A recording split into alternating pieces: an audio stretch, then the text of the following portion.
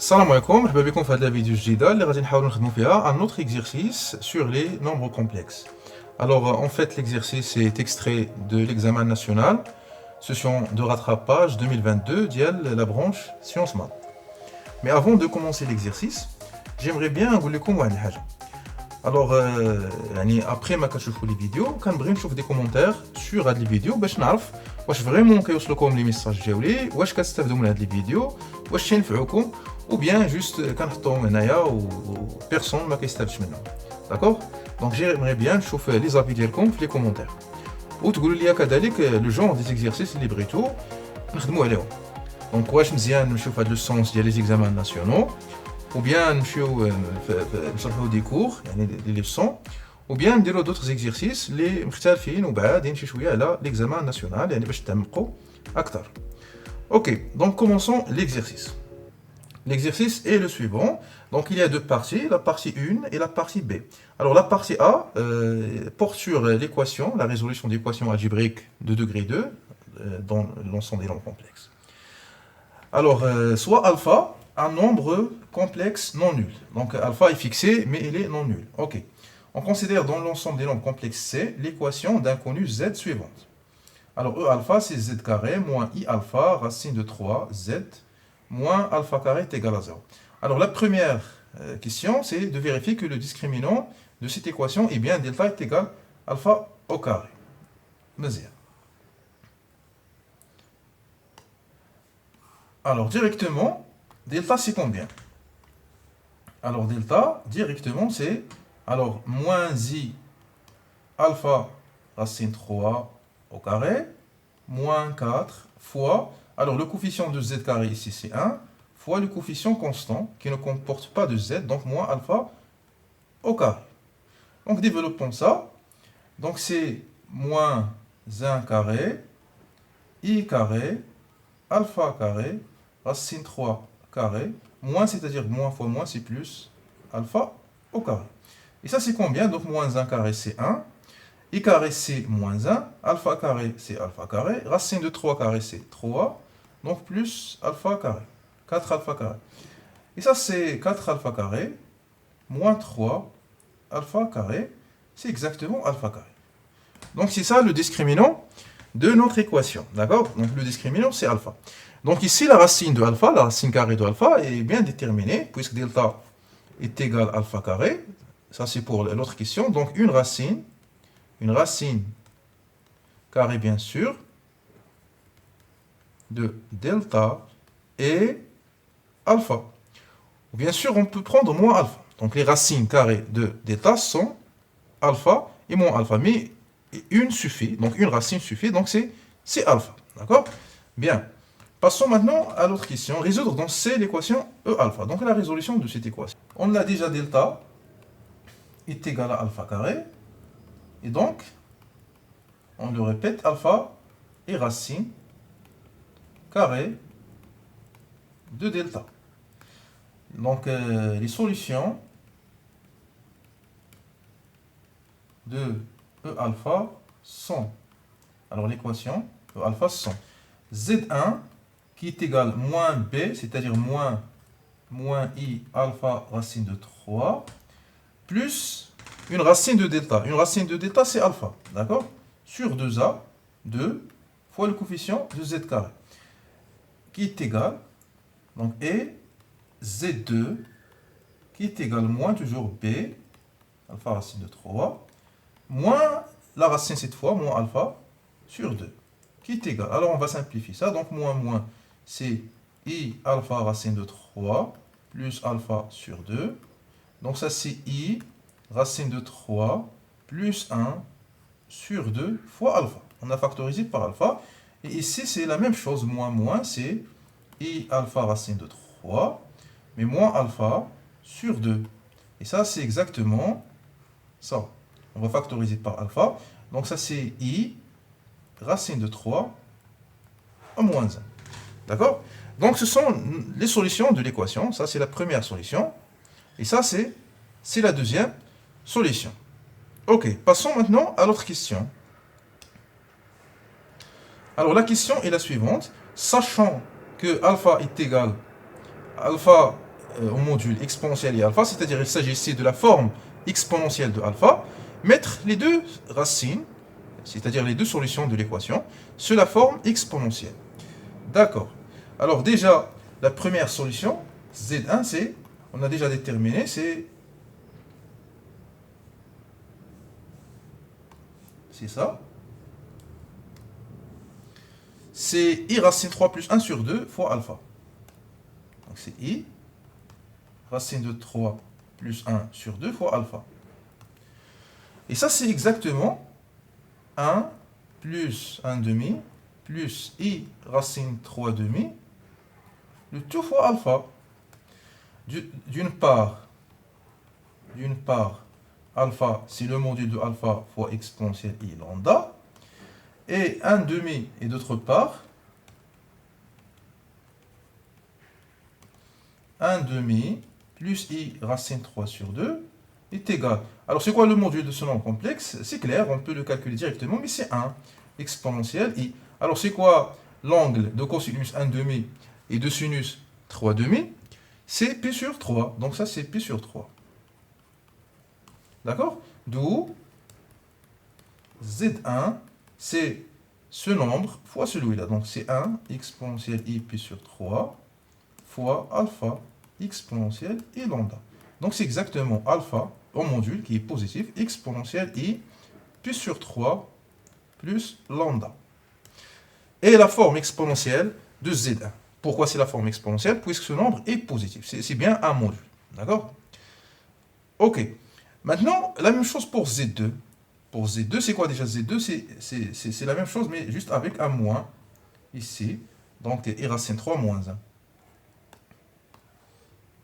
Alors, Z2, c'est I racine 3 moins 1, le 2 sur 2, alpha. Ça, c'est 2. Et ça, c'est exactement moins 1 demi plus I racine 3 sur 2 fois alpha. Toujours, alpha, c'est alpha exponentielle et θ. Et lambda, pardon, lambda, c'est l'argument de alpha. Et moins 1 demi plus I racine 3 sur 2, c'est la même chose que tout à l'heure. Le module de son nombre complexe, c'est 1. Donc ça, c'est 1 fois exponentielle. Alors, I. Alors, le cosinus ici est négatif, mais sinus est positif. Donc, c'est pi moins pi sur 3. Donc, ça, c'est exponentielle I. Donc, 3 moins 1, c'est 2 pi sur 3. Finalement, on peut dire que Z2, c'est ça fois ça. Donc, c'est alpha exponentielle I, 2 pi sur 3, plus lambda. Donc ça, c'est la forme exponentielle de Z2. C'est bien une forme exponentielle puisque celui-là est positif. C'est bien un module. L'argument, c'est ça. D'accord? Donc on a bien terminé la partie A de cet examen national. Passons maintenant à la partie B qui porte sur la géométrie complexe. Alors, on suppose dans le plan complexe qui est rapporté à un repère orthonormé direct, OUV, et on considère les points oméga, M1 et M2 d'affixe respectivement alpha. Donc alpha, c'est l'affixe de oméga. Z1 ici, Z1 qui est ce nombre fois alpha, c'est déjà une solution de l'équation. Et l'affixe de M1. Et ce nombre qui est l'autre solution est l'affixe de M2. Ok. Et soit R la rotation de centre O, donc O, l'origine du repère, et donc le P sur 3. Alors la première question, il s'agit de montrer que R de oméga est égal à M1. Et R de M1 est égal à M2. Alors d'abord, on va préparer l'expression complexe de la rotation. On va d'abord faire ça. Donc la question 1. Ou bien même avant de démarrer les questions, on va préparer les choses. Alors R est la rotation de centre. Alors O qui est d'affixe 0 et d'angle pi sur 3. Donc pour M' d'affixe Z' égale à R de M d'affixe Z, on a. Donc on va chercher la relation entre Z' et Z. Alors Z' moins l'affixe du centre, c'est 0, est égal à exponentielle I l'angle, pi sur 3. Z, le point dont on calcule l'image, moins le centre de la rotation. C'est-à-dire, Z' n'est rien d'autre que exponentielle i pi sur 3 fois z. Donc c'est ça l'expression complexe de cette rotation. Mais exponentielle i pi sur 3 n'est rien d'autre que cosinus pi sur 3 plus i sinus pi sur 3. Et c'est quoi cosinus pi sur 3? Donc c'est 1 demi plus i racine 3 demi. Ok. Alors, on va maintenant démarrer la question 1A. Donc, mettons ici 1A, ou juste, c'est juste la préparation des choses. Alors, montrons que l'image de oméga, c'est M1. Alors, il suffit de montrer que la fixe de M1 est égale à exponentielle i pi sur 3 fois la fixe de oméga. Alors, on a oméga est fixe alpha, et M1 est fixe combien? Z1. Z1. Mais Z1 c'est combien? Z1 c'est exactement ça fois alpha. Donc il est égal à 1 plus i racine 3 sur 2 fois alpha. C'est-à-dire il est égal à exponentielle i pi sur 3 fois alpha. C'est-à-dire Z1 c'est l'exponentielle i pi sur 3 fois alpha. Donc alpha qui est la fixe de oméga, et M1 qui est la fixe de M, pardon, Z1 qui est la fixe de M, d'où R de oméga, c'est-à-dire le point dont la fixe apparaît ici, de oméga est égal à M1. Ça, c'est M1. D'accord? De même pour l'autre point, R de M1 est égal à M2. Alors, c'est quoi M2? Alors, M2, il est d'affixe Z2. M1, il est d'affixe Z1. Mais c'est quoi M2? C'est quoi Z2, pardon? Z2, c'est ça. C'est moins 1 plus i racine 3 sur 2 x alpha. Alors, qu'est-ce qu'on va chercher à écrire? On va chercher à écrire que Z2 est égal à exponentielle i pi sur 3 fois Z1. C'est ça. Pour que M2 soit l'image de M1. Et ça, c'est combien? Ça, c'est déjà connu. Ça, c'est exponentiel. C'est déjà calculé. Donc, de i de pi sur 3 fois alpha. OK? Et ça, c'est quoi? C'est exponentielle i pi sur 3 fois exponentielle i pi sur 3 alpha. Donc, 2 pi sur 3, c'est pi sur 3 plus pi sur 3. Et ça, c'est exponentielle i pi sur 3 fois z1. Ça, c'est z2. Ça, c'est z2. D'où Z2, c'est l'exponentielle i pi sur 3, ça c'est l'angle de la rotation, fois Z1. Donc ce point d'affixe M2, Z2, M2, Z2, c'est l'image de M1, Z1. Donc c'est intéressant, donc il faut écrire Z' qui est égal à exponentielle Eθ fois Z. Comme ça, le point d'affixe Z', c'est exactement l'image du point d'affixe Z. Ok, maintenant on passe à l'autre question. La question B, on déduire que les triangles O, oméga M1 et O, M1, M2 sont équilatérales. Ok, donc qu'est-ce qu'on a? On a R de oméga qui est égal à M1. Donc ça, c'est la deuxième question. Ou bien la question B. Ça, c'est la question B. Alors, on a R de oméga égal à M1. Alors, d'après ça, qu'est-ce qu'on sait? Que la rotation, R, c'est la rotation de centre O et de rayon, et d'angle, pardon, pi sur 3.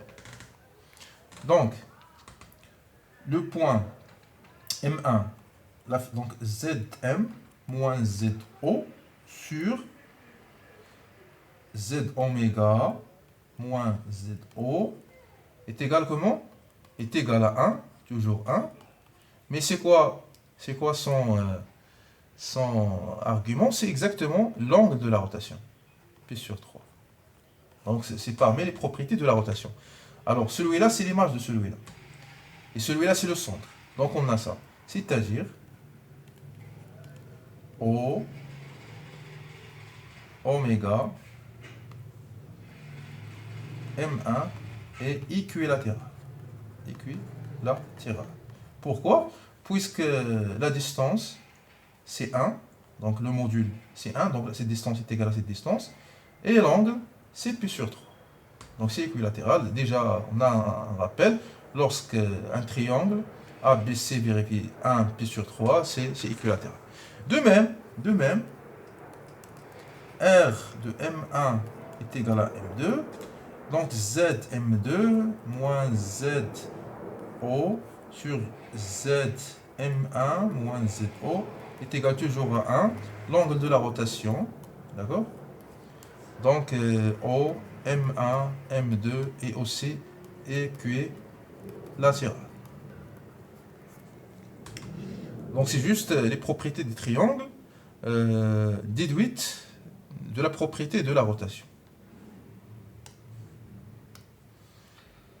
Ok, maintenant la question 2, vérifie que Z1 moins Z2 égale à alpha. C'est ça, c'est Z1 et ça, c'est Z2. Ok, donc 2A. Prenons les expressions. Alors Z1 moins Z2. C'est combien? C'est ça, donc 1 plus I racine de 3 sur 2, moins 1 plus I racine de 3 sur 2, le tout facteur de alpha. Donc on a factorisé par alpha qui est facteur commun dans Z1 et Z2. Donc ici on va réduire au même dénominateur, donc ça c'est facile, donc c'est 1 plus I racine de 3. Attention avec le moins, donc moins c'est plus 1, moins I racine de 3. Alpha, on va simplifier ce I racine 3 avec ce I racine de 3. Donc si 2 sur 2, donc c'est exactement alpha. 2 sur 2, c'est alpha. Donc, ok, donc c'est facile, cette question est immédiate. C'est juste 0,25. Alors, montrez que les deux droites, oméga M2 et oméga M1, sont orthogonales. Alors ici, c'est une question de nature géométrique. Alors, pour montrer que les deux droites sont orthogonales, on va montrer que les deux vecteurs directeurs sont orthogonaux. D'accord? Normalement, les droites sont perpendiculaires. Alors, on va déterminer donc l'angle entre les deux vecteurs.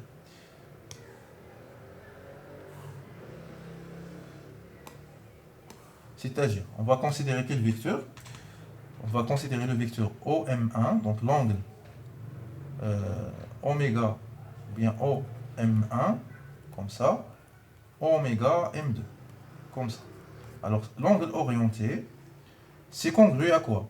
À l'argument, donc d'après les propriétés des nombres complexes, c'est ça, modulo de pi. L'argument de Z de M2, Z de ce point, l'affixe du dernier point, qui est Z2, moins celui de oméga, qui est alpha, sur, ici celui de ce point, donc Z1, moins 0. Donc ça, c'est congru à l'argument de Z2 moins alpha sur Z1, modulo de pi. Alors, c'est quoi Z2 moins alpha? Puisqu'on a déjà, on sait déjà que Z1, pardon, on a déjà que Z1 moins Z2 est égal à alpha. Ok. Donc, on peut remplacer ici Z2 moins alpha, ou bien Z1. Donc, Z1 est égal à alpha plus Z2. Ok? Donc, ça, c'est l'argument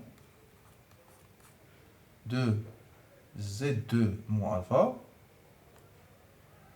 Z2 moins alpha sur Z2 plus alpha, modulo de pi. Ok. Maintenant, on va calculer les deux quantités suivantes. Z2 moins alpha sur Z2 plus alpha. C'est quoi Z2? C'est ça Z2. Donc moins 1 plus I racine 3. Donc moins 1 plus I racine 3 sur 2 alpha moins alpha. Ici, la même chose, moins 1 plus I racine 3 sur 2 alpha moins alpha. Alors, moins alpha, c'est moins 2 alpha sur 2, 2 alpha sur 2. Donc on a réduit au même dénominateur et on va simplifier par ce 2 dans les deux dénominateurs. Donc ça c'est combien? Ça va donner moins 1, moins 1. Ici, on va factoriser par alpha.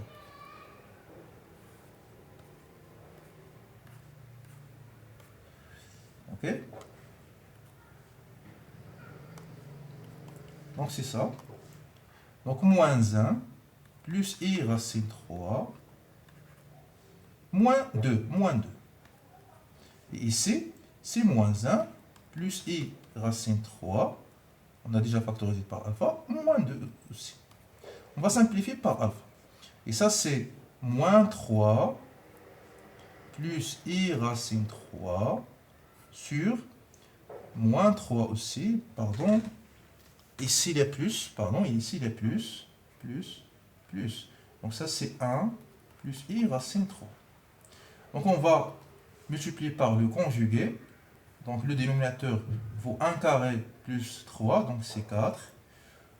On va multiplier par le conjugué, d'accord? Donc ça, fois le conjugué de ça. On va l'écrire ici pour gagner du temps. Donc moins 3 plus i racine 3, facteur de 1 moins i racine de 3.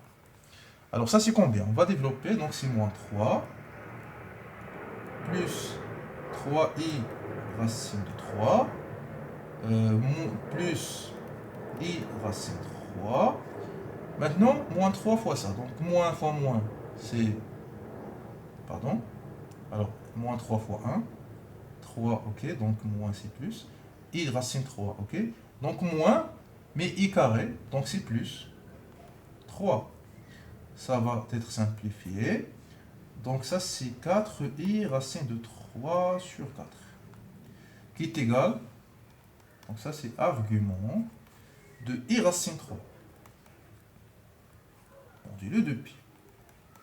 Et on sait bien c'est quoi l'argument de i racine de 3. Racine de 3 c'est un nombre positif. Donc i toujours c'est alpha ou bien c'est un nombre réel si b est positif. Alors argument de ib c'est p sur 2 modulo de pi. Ça c'est juste rappel. Donc ici ça c'est p sur 2 modulo de pi. Donc effectivement, cet angle est un angle droit. Donc c'est un angle droit, c'est-à-dire les deux vecteurs sont orthogonaux et par conséquence, les deux droites sont perpendiculaires. Donc OM, la droite, est perpendiculaire à la droite oméga M2.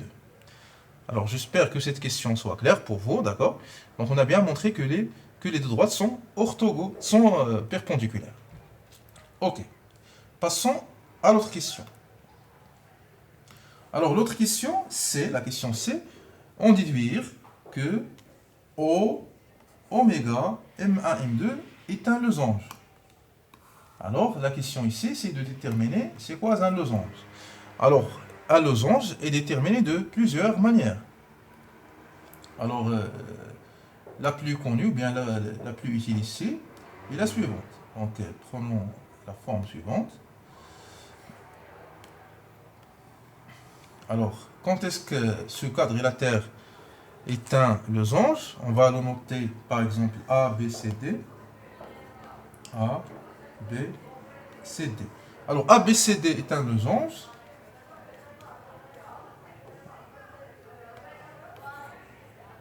Sous quelles conditions?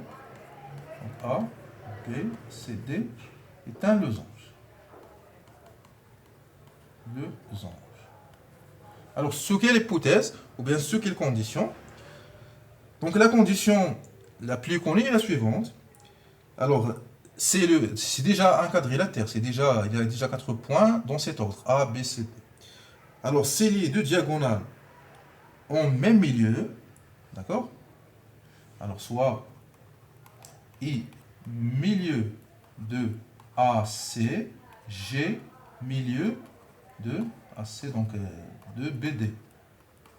Alors, si I est égal à G, ok, et AC est perpendiculaire à BD, alors ABCD est bien un losange. Il y a d'autres manières, il y a d'autres conditions suffisantes pour dire que c'est un losange. Alors, en résumé, il suffit, pour avoir un losange, il suffit que les deux milieux coïncident, donc c'est effectivement le même milieu, et de plus, cet angle est un angle droit. Alors, on va appliquer ça à la situation de la question B, d'accord?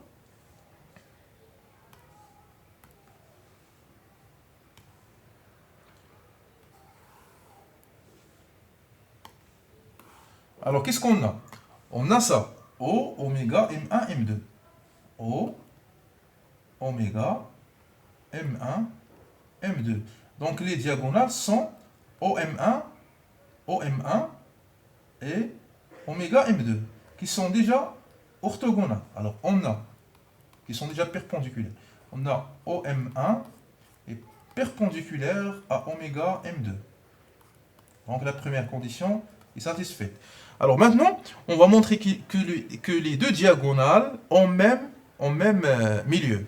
Alors, soit I, milieu, le milieu de OM1. IG, milieu de oméga M2. Alors, il faut faire attention à l'ordre des points pour prendre le bon ordre des diagonales. Alors, I affixe combien? Alors, l'affixe du milieu, c'est la moyenne des milieux. Donc, l'affixe de O, c'est 0. Et l'affixe de M1, c'est Z1. Et G, c'est sur 2. Alors, l'affixe de oméga, c'est alpha, plus l'affixe de M2, c'est Z2. Donc, il faut calculer ça et déduire que I est égal à alpha, c'est-à-dire I, alors, c'est Z1 sur 2. Mais c'est quoi Z1 sur 2? C'est-à-dire que I, alors Z1, c'est ça. Z1, c'est ça. Donc, on va diviser par 2, donc c'est sur 4. 1 plus I, racine de 3, alpha, sur 4, puisqu'on a divisé ici sur 2. Ok. Maintenant,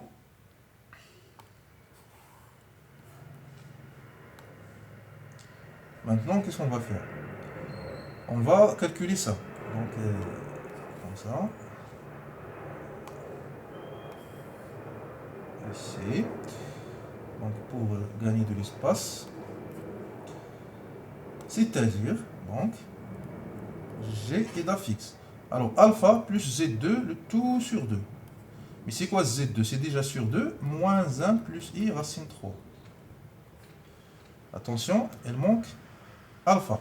Ok, il manque alpha ici. C'est-à-dire, G est d'affixe. Alors, on va réduire au même dénominateur. Donc, ça, c'est sur 2. Ok. Donc, 2 et 2 sur 2, c'est 4. 2 alpha. Donc, on va factoriser par alpha. Le voici. Donc, ça, c'est 2 plus moins 1 plus I racine 3. C'est-à-dire que G est d'affixe de moins 1, c'est 1 plus I racine 3 sur 4 alpha. Alors, c'est en fait le même affixe ici, d'où I est égal à G. Alors, qu'est-ce qu'on a finalement?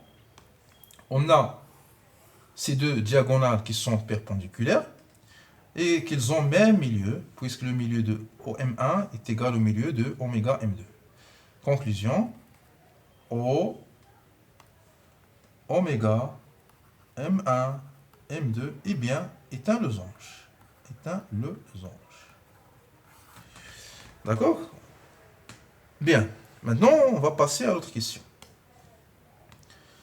Alors, la question 3, c'est la dernière question. Alors, montrez que pour tout réel θ, ce nombre, est un nombre réel. Alors, il y a plusieurs manières de répondre à cette question. Soit en essayant de développer ça et de le calculer, et en trouvant que c'est un réel, ou bien de travailler sur son angle, son argument, puisque c'est un nombre complexe, son argument, et de montrer que cet argument est soit, bien sûr, 0 ou pi modulo 2pi. D'accord? C'est-à-dire 0 modulo pi. Un nombre fois p, un entier fois p.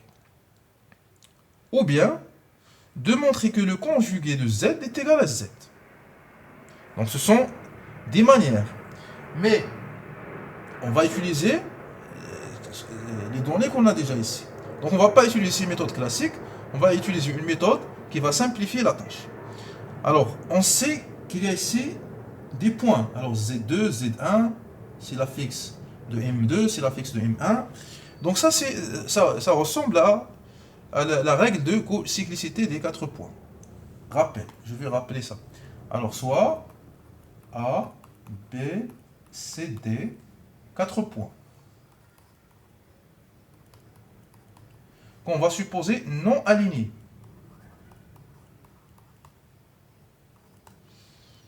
Alors C ou bien A, B, C sont co-cycliques,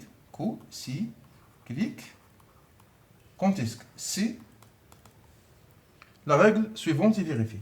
ZC moins ZA sur ZB moins ZA divisé par, alors ZC, ZB encore, ZC, ZB, moins l'autre point qu'on n'a pas encore utilisé, c'est ZD sur moins ZD appartiennent à R. D'accord? Alors, dès que cette quantité appartient à R, on peut dire que les points sont cocycliques. Et si les points sont cocycliques, on a ça. Donc, c'est seulement ci. Il y a équivalence ici. Alors, donc ça ressemble beaucoup à ce qui est demandé. On va comparer. Donc, il suffit de considérer quel point. Alors, ici, ZC, c'est 2. Voilà, donc Z2. Donc, on va considérer les points M2, oméga, M1, et un autre point, donc un autre point, c'est ZT qui va se répéter ici. Alors, considérons les points suivants. Ou bien, on a déjà les points, on va considérer l'autre point. Considérons le point H d'affixe alpha exponentielle et θ. D'accord? Alors, qu'est-ce qu'on a maintenant? On va regrouper ça.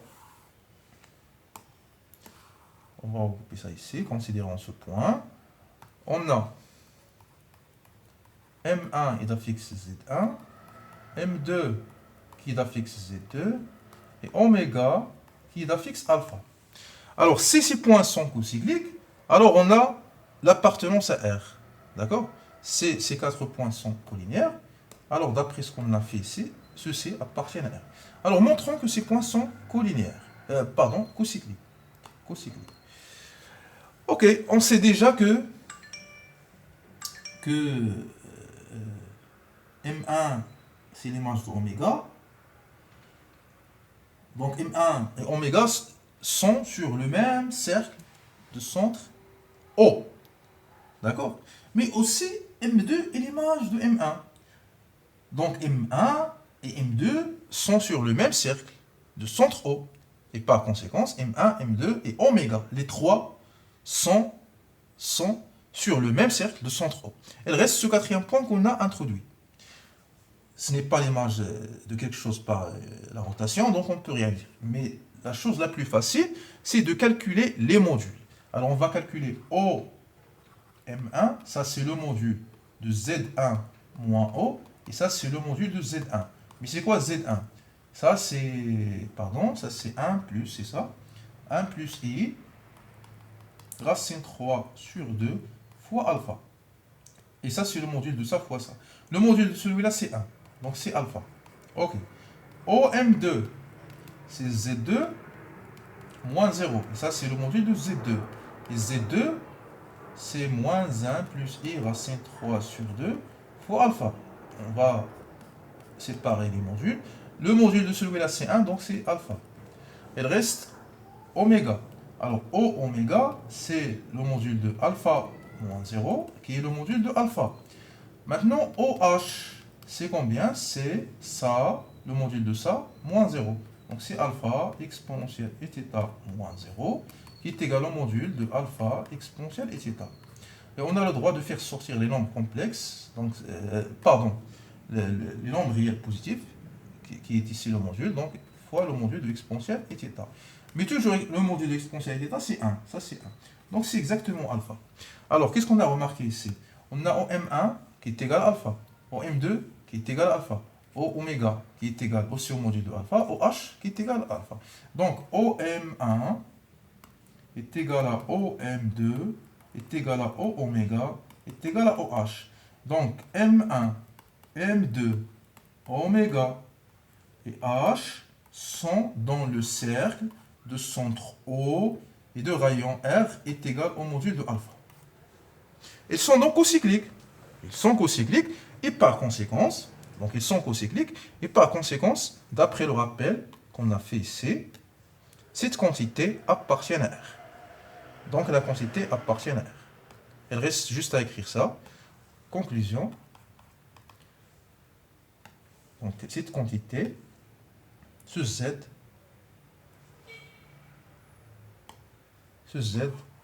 appartient à R, puisque les points sont cocycliques. Alors c'est terminé pour cet examen. J'espère qu'il soit clair pour vous.